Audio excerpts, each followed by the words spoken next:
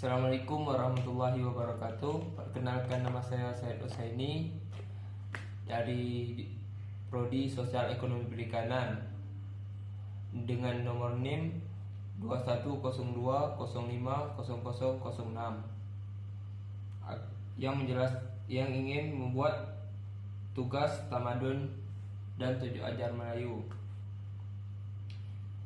Dan dengan abang di samping saya ini, abang sepupu saya sendiri, namanya Said Muhammad Fadil. Baik bang, saya ingin bertanya, seperti apa sifat amanah yang ada dalam masyarakat Melayu bang? Baik, Assalamualaikum warahmatullahi wabarakatuh.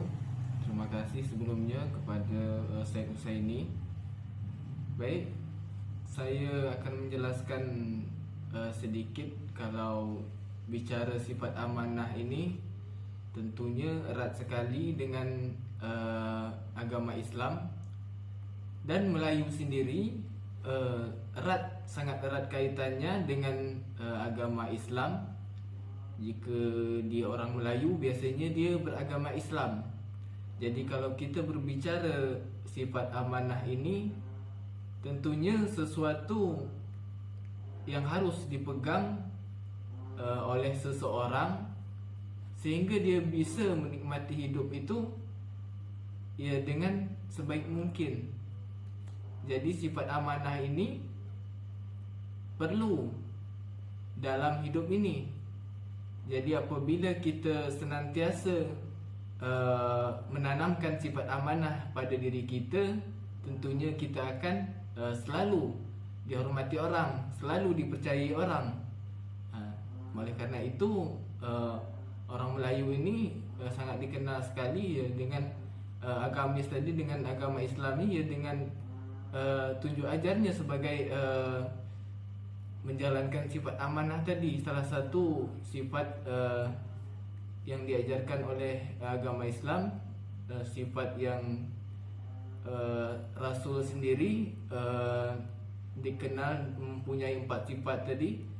Ada sifat amanah, ada fatanah, ada sidik, dan ada tabligh. Oleh kerana itu, sifat amanah juga merupakan sifat yang sangat penting sehingga kita bisa dipercayai orang gitu. Mungkin begitu. Oh, makasih bang. Kalau yang kedua, apa saja bentuk petuah amanah dalam kesetiakawanan sosial dalam masyarakat Melayu, terutama dalam hubungan kekerabatan bang? Ya, di dalam kehidupan ini ya, kita memang makhluk sosial. Jadi kita dalam hidup ini saling berhubungan, saling memerlukan. Jadi tentunya di dalam hubungan atau dalam hubungan sosial, tentunya kita memerlukan sifat amanah ini. Seperti contoh, misal kita diberi kepercayaan atau diberi tugas atau diberi sebuah mandat gitu, kita harus jaga. Sebagai orang Melayu, maruah Melayu, ya kita harus jaga apa yang sudah diamanahkan kepada kita. Jangan sampai kita mengecewakan apa yang sudah dipercayai orang kepada kita. Begitu. Apalagi dalam hubungan kekerabatan, karena hubungan kerabatan ini sangat dekat sekali. Jadi apa-apa saja kegiatan kita dalam kehidupan ini tentunya didorong dari orang-orang yang terdekat dari kita, ya, seperti kerabat kita, seperti orang tua kita, seperti saudara-saudara kita, seperti sepupu-sepupu kita, seperti adik-beradik kita, ya begitu. Yang ketiga, saya nak bertanya, apa pentingnya sikap amanah ini untuk seorang pemimpin bang?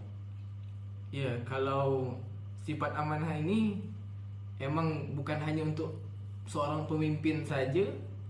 Ya, kalau kita bicara pemimpin ini, ya emang sangat perlu sekali. Karena seorang pemimpin ini ya pada dasarnya memegang amanah yang besar, yang memegang apa yang sudah rakyat percayakan kepada pemimpin itu. Ya, bagaimana caranya pemimpin itu bisa melaksanakan amanah yang diembannya itu ya seperti sebuah kepercayaan dari rakyatnya, ya itulah yang dibawanya di akhirat nanti. Ya apabila dia menjalankan amanahnya sesuai dengan yang dituntut oleh rakyat, ya maka dia akan selamat. Namun apabila pemimpin itu sendiri tidak amanah atau tidak menjalankan apa yang sudah menjadi tugasnya, ya maka pada akhirat nanti dia akan mempertanggungjawabkan juga gitu. Nah, yang keempat, bagaimana cara kita menjadi orang yang amanah dan apa terjadi jika kita tidak amanah? Ya, tentunya menjadi orang yang amanah ini tentunya ada dorongan dari hati kita.